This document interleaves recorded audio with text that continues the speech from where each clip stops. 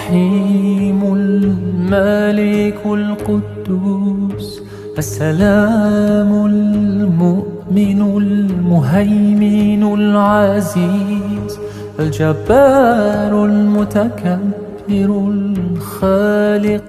أعوذ بالله من الشيطان الرجيم. بسم الله الرحمن الرحيم.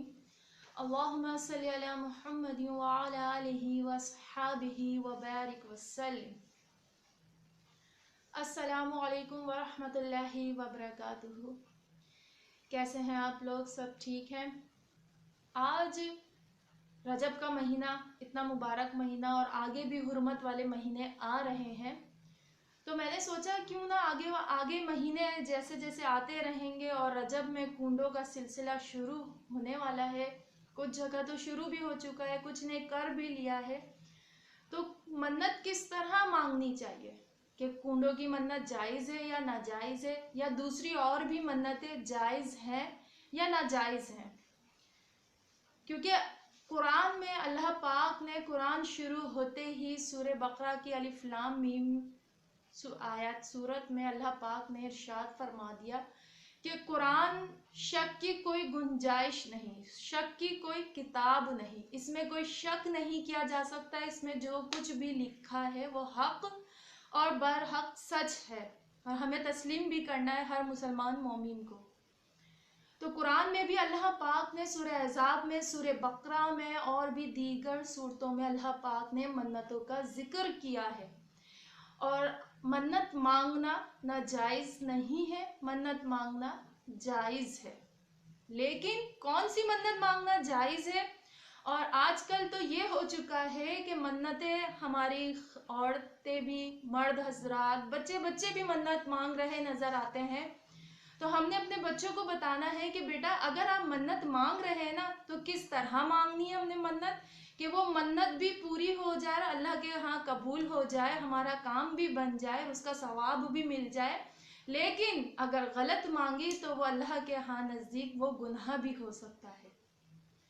وہ جو ہم نیک کام سمجھ کر بیٹھ جاتے ہیں وہ گناہ کے زمرے میں بھی آ جاتا ہے. تو ایسی منتوں سے پرہیز کیجیے گا، جن کا میں آپ لوگوں کو بتاؤں کہ منتیں کس طرح کی. کہ میرے حضور پرنور سرور کائنات صلی اللہ علیہ وسلم نے ارشاد فرمایا ہے کہ منتیں ایسے مانگو کہ روزے رکھنے ہیں، نمازیں پڑھنی ہے، نوافل ادا کرنے ہیں، یتیموں کو کھانا کھلانا ہے، مسکینوں کو کھانا کھلانا ہے، غریب کے تن پہ کپڑا دینا ہے، رشتہ داروں کو ان کے ساتھ صلح رحمی کرنی ہے، ان کے دلوں کو جوڑنا ہے اگر ٹوٹے دل ہیں، تو یہ بھی ایک بہت بڑی نیکی ہے.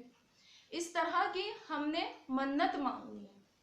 بالفرض کہ میرا کام نہیں ہو رہا، آج کل مرد حضرات بھی اس طرح کی منت مانگ لیتے ہیں نا، کہ میرا کام نہیں ہو رہا تو میں فلاں مزار پہ جا کر چراغ روشن کروں گا اور چنبیلی کا ہی تیل ڈالوں گا، یا کوئی سا بھی تیل ڈالوں، کوئی مہنگا سا تیل بول دیا، لیکن اس کے پاس پیسے نہیں ہیں. تو میرے حضور نے ایسی منت مانگنے کو ناجائز بولا ہے.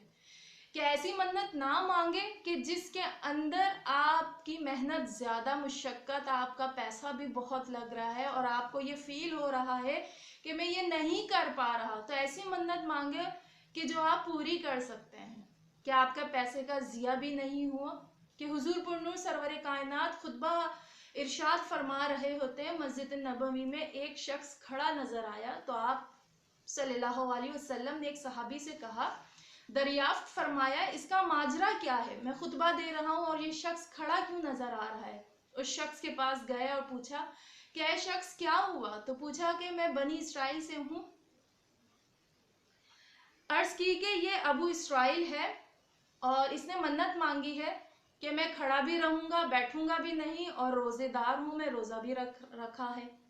تو حضور پرنور سرور کائنات صلی اللہ علیہ وسلم کا فرمانے عالی شان تو دیکھیں، میرے حضور کو تو اپنی امت سے بہت ہی محبت رہی، اور میرے رب کو بھی.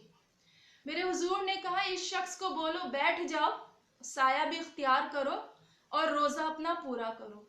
تو بات کیا سمجھ آئی؟ کہ ایسی منت نہیں مانگے جو آپ کے جسم پہ مشقت ہو جائے، آپ کے جسم جس کے اندر لاغر پن آ جائے جس منت کو پوری کرنے میں، تو ایسا ہی نہیں مانے. تو میرے حضور نے کہا کہ جاؤ اس کو سائے میں بھی بٹھاؤ اور بولو اپنی منت پوری کرنی ہے کرو روزہ پورا کر کے۔ تو دیکھیں میرے پیارے حضور کا فرمان، کیونکہ میرے رب نے بھی سورہ مزمل میں ارشاد فرمایا ہے کہ راتوں کو عبادت اور دن کو کام کرو، کیونکہ میرے رب کو اپنے بندوں سے بہت محبت تھی کہ ایسی منتیں مت مانگنا جس سے تمہاری مشقت پیسہ ضیاع ہو۔ لوگ جیسے محفل میلاد کی منت مانگتے ہیں، گھروں میں بچوں کو کھانا کھلانے کی منت مانگتے ہیں، سپارہ پڑھانے کی منت مانگتے ہیں، سب جائز ہے۔ چراغ روشن کرنے کی منت مانگتے ہیں، سب چراغ روشن اور بھی بہت ساری چیزوں کی منتیں آ جاتی ہیں، لیکن کس طرح حکم دیا ہے؟ اگر آپ نے گھر میں محفل میلاد رکھی ہے تو اس میں اور جو ہے منت جو ہے اللہ کے نام کی مانی جاتی ہے۔ جیسے چراغ تو اللہ ہی کے نام کا ہے، سب کچھ اللہ ہی نے دیا ہے آپ کو، تو اللہ ہی کے نام پہ آپ نے منت مانگنی ہے۔ ہم نے اس بہت سی غلطیاں کر دیتے ہیں اولیاء کرام کے نام پر، صحابہ حضور کے نام پر، اس طرح کی نہیں کرنی چاہیے۔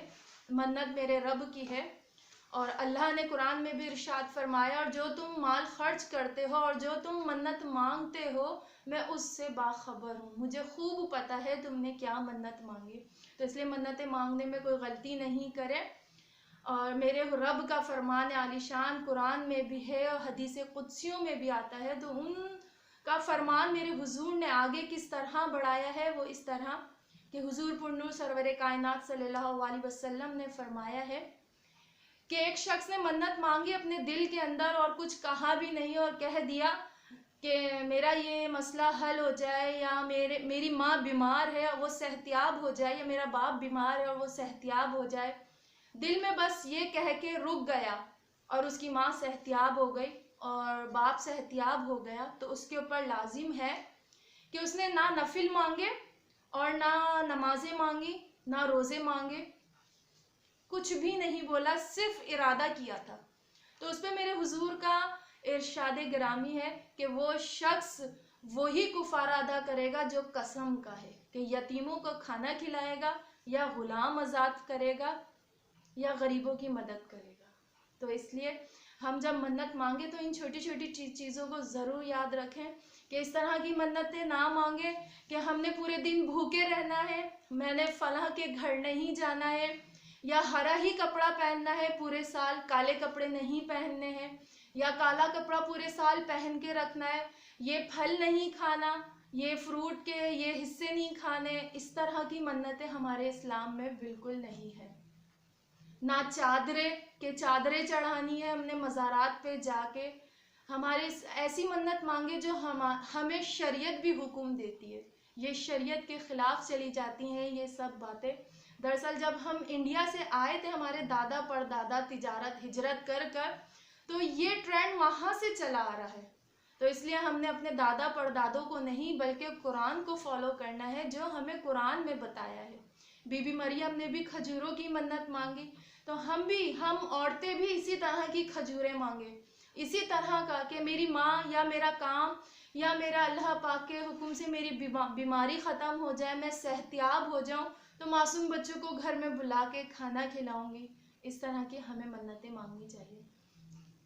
انشاءاللہ ساتھ رہا آپ لوگوں کا، چلتے رہیں گے انشاءاللہ۔ اس کے اوپر بہت بڑی ایک سمجھ لیجیے بہت بڑا بیان، ایک ڈیبیٹ ہے، لیکن وقت کی کمی کی وجہ سے آپ لوگوں کے سامنے صرف چھوٹے سے چند الفاظوں میں سمجھانا چاہا کہ منت جائز مانگے۔ اور کنڈوں کی منت میں کہتی چلوں کہ لوگ بولتے ہیں نا کہ کنڈوں کی منت مانگی، ارے 22 رجب آگے ہم نے پوری کرنی ہے۔ نہیں، میرے رب نے کہا ہے کہ ہر وہ کام کرو جس میں تمہارے جسم کی لاغری نہ آئے، جس میں تم پریشان نہ ہو کہ بس یہ تاریخ آ گئی ہے ہم نے اس میں منت کرنی۔ نہیں، کسی بھی ٹائم آپ منت پوری کر سکتے ہیں، اور منت کے ٹائم یہ مت بولا کریں کہ اے رب ہماری تو دعا قبول فرما لے گا تو میں مٹی کے ہی برتنوں میں کھانا پکاؤں گی، یا مٹی ہی میں کھیر جماؤں گی، یا مٹی کے پیالے میں پانی رکھ کے پیوں گی، یا لوگوں کو نہیں بلاؤں گی، بس گھر کے اندر ہی کنڈے رکھوں گی۔ تو ایسا کچھ بھی نہیں ہے ہمارے اسلام میں۔